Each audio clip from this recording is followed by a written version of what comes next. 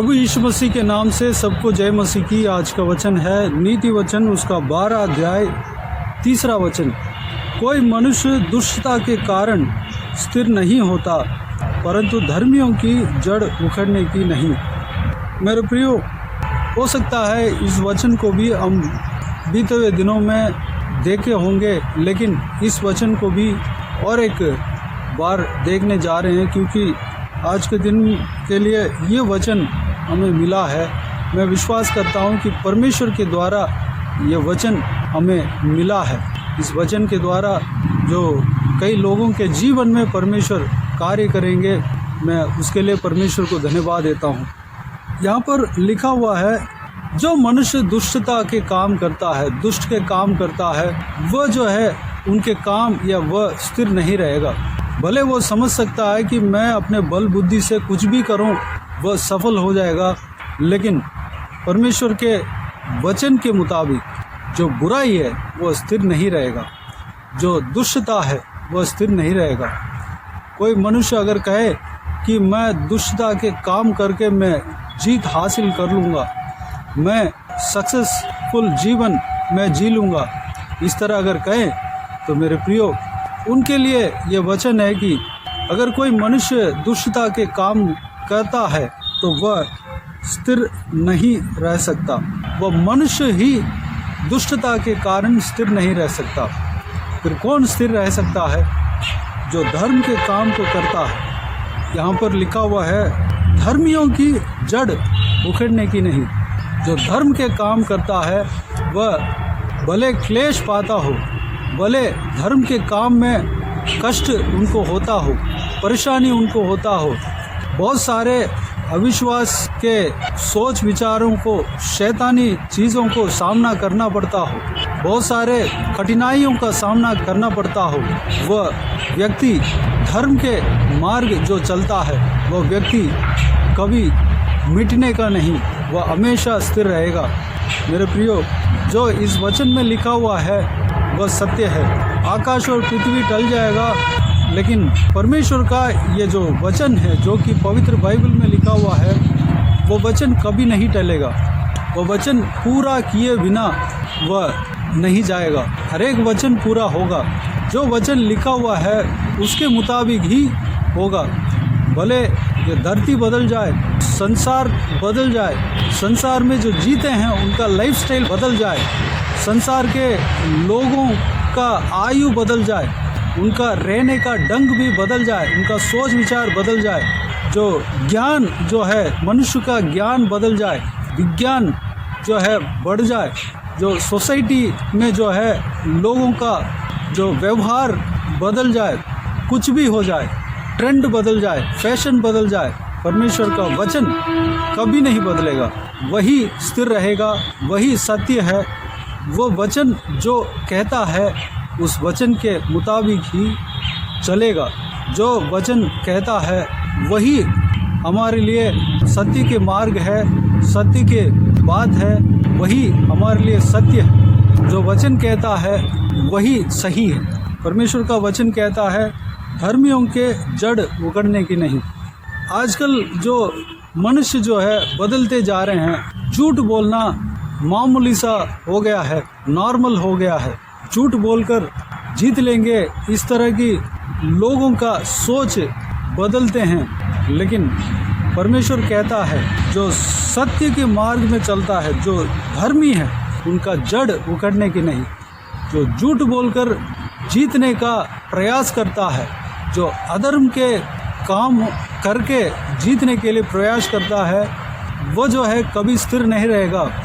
परमेश्वर का वचन के मुताबिक उनका काम जो है बिगड़ेगा, कभी ना कभी बिगड़ेगा, वह स्थिर नहीं रहेगा। उसका उस झूठ का फल जो है उनको मिलेगा। अगर मन नहीं फिरा है तो उस झूठ का फल जो है मिलेगा। और जो अधर्म दुष्टता जो मनुष्य करता है वह स्थिर नहीं रहेगा। परमेश्वर का वचन जैसे कहता है वैसे ही होगा। मेरे प्रियो, धर्म के काम क्या है? हम पहले से ही हम देखते हुए आ रहे हैं, मनन करते हुए आ रहे हैं। परमेश्वर का वचन जो रास्ता दिखाता है वही धर्म के रास्ता है। परमेश्वर का वचन जो मार्ग हमें दिखाता है वही धर्म के मार्ग है, वही सत्य के मार्ग है, जो कि प्रभु यीशु मसीह का मार्ग है। प्रभु यीशु मसीह ने कहा, मैं मार्ग, सत्य और जीवन।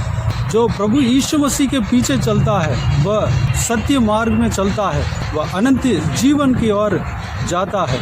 मेरे प्रियो, इस बात पे हमें गौर करना है, सत्य मार्ग में हमें चलना है। इस वचन को हम यूहन्ना रचित सुसमाचार 14 अध्याय 6 वचन में लिखा हुआ है। प्रभु यीशु कहता है, मार्ग और सत्य और जीवन मैं ही हूँ, बिना मेरे द्वारा कोई पिता के पास नहीं पहुँच सकता। मेरे प्रियो, जिस तरह प्रभु यीशु मसीह ने कहा कि मेरे पीछे फॉलो, जिस तरह प्रभु यीशु मसीह ने कहा, उस तरह प्रभु यीशु मसीह के पीछे हमें चलने वाला बनना है। प्रभु यीशु मसीह ने जो वचन कहा है उस वचन के मुताबिक चलने वाला हमें बनना है। जब हम प्रभु यीशु मसीह के वचन के मुताबिक चलेंगे, प्रभु यीशु मसीह के मार्ग में चलेंगे, तो हम धर्मी व्यक्ति बनेंगे। हमारा जड़ उखड़ने के नहीं, हमारा जड़ स्थिर रहेगा।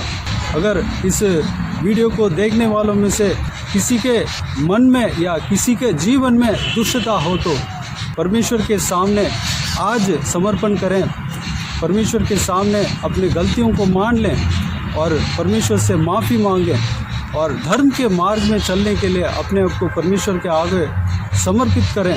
प्रभु यीशु के मार्ग को अपनाएं, प्रभु यीशु आपको मदद करेगा। इस वचन के मुताबिक चलने के लिए अपने आप को परमेश्वर के हाथों में समर्पित करें।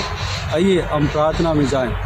अनुग्रहकारी दयालु परमेश्वर, आपको धन्यवाद देता हूँ आज के इस आपके बहुमूल्य वचन के लिए। आपको धन्यवाद देता हूँ परमेश्वर, बीते हुए दिनों में हमें संभाला, बचाया, सुरक्षित रखा। आपको धन्यवाद देता हूँ परमेश्वर। आज के दिन में जो आपने जो वचन दिया है पिता, उस वचन में जो हमने मनन किया है, उस वचन के अनुसार हम चलने के लिए अनुग्रह देना पिताजी। हमारे जीवन में दुष्टता की बात नहीं होने पाए। अगर हमारे जीवन में दुष्टता की बात हो तो परमेश्वर हम अपने आप को आपके हाथों में समर्पित करते हैं। हम परमेश्वर हमारे जो गलतियों को परमेश्वर मान लेते हैं, हम माफ़ी चाहते हैं परमेश्वर। पिताजी हमें माफ़ करना परमेश्वर, हम पर दया करना पिता। हम धर्म के मार्ग में चलने पाए पिता, जो आपने कहा कि मैं ही मार्ग, सत्य और जीवन। परमेश्वर आपके मार्ग में जब चलेंगे तो परमेश्वर अनंत जीवन हम पाएंगे परमेश्वर। पिताजी आपके मार्ग को हम अपनाने पाएँ, आपने जो वचन कहा है परमेश्वर, उस वचन के अनुसार हम चलने पाएँ पिता। अनुग्रह देना, सत्य मार्ग में हम चलने पाएँ, वही धर्म के मार्ग है परमेश्वर। अगर हम धर्म के मार्ग में चलते हैं तो परमेश्वर हमारा जड़ उखड़ने की नहीं, हमारा जड़ हमेशा स्थिर रहेगा पिता। अनुग्रह देना परमेश्वर पिता। इस वचन के अनुसार चलने के लिए हमें मदद करना परमेश्वर पिता। पवित्र मार्ग में हम चलने पाएँ, सत्य की मार्ग में हम चलने पाएँ। अनुग्रह देना। सारा व्यूअर्स को इसी तरह आशीष देना पिता। किसी को भी कोई भी कमी गड़ी ना होने देना, भरपूर आशीष देना। कोई भी जन बीमार हो तो उनको आपके हाथों में सौंपते हैं, उन्हें छूना, चंगा करना प्रभु यीशु मसीह के नाम से चंगा होने पाए। अगर किसी को दुख हो, तकलीफ हो, सारा दुख तकलीफ को दूर करना, परेशानी को दूर करना, आंसुओं को पहुँचना परमेश्वर। जो कोई भी जन जहाँ कहीं भी जाते आते उनके संग रहना, सुरक्षित रखना पिता। हर एक के ऊपर आपके हाथ हमेशा बने रहने पाएँ। बच्चों को आपके हाथों में सौंपते हैं, महिलाओं को आपके हाथों में सौंपते हैं, बुजुर्ग व्यक्तियों को आपके हाथों में सौंपते हैं। सभी को सुरक्षित रखना, संभालना पिता। बाकी सारे बातों को आपके हाथों में सौंपते हैं। हर एक परिवार में शांति, आशीष देना पिता परमेश्वर। हर एक जन को आशीष देना, सुरक्षित रखना पिता। सारा जलाल, आदर, महिमा आपको मिलते रहे। सारा दुआ प्रार्थना को प्रभु यीशु मसीह के नाम से मांगते हैं, सुन और ग्रहण कर। आमीन आमीन। प्रभु यीशु मसीह के नाम से प्रभु यीशु मसीह का आशीष और अनुग्रह हम सभी के ऊपर बने रहें। आमीन आमीन। मेरे प्रियो, इस चैनल को सब्सक्राइब करें और शेयर करें। अगर किसी को भी प्रार्थना का विषय हो तो डिस्क्रिप्शन में दिए हुए नंबर पर कॉल करके प्रार्थना करा सकते हैं। हम आपके लिए प्रार्थना करेंगे। आप अपने व्यक्तिगत प्रार्थना में हमारे लिए प्रार्थना कीजिए। इस सेवकाई के लिए, इस सेवकाई का उन्नति के लिए, इस सेवकाई में जुड़े हुए हर एक जन के लिए, हर एक आत्मिक उन्नति के लिए, तरक्की के लिए, आत्मिक आशीष के लिए, संसारिक आशीष के लिए, पारिवारिक आशीष के लिए प्रार्थना करें। प्रभु यीशु आप सबको आशीष दे। इस सेवकाई के द्वारा परमेश्वर आपके जीवन में कार्य किया हो वो भी हमें बता सकते हैं, ताकि हम सब मिलकर परमेश्वर को धन्यवाद दे सकें, महिमा कर सकें। प्रभु यीशु आप सबको आशीष दे। आमीन आमीन।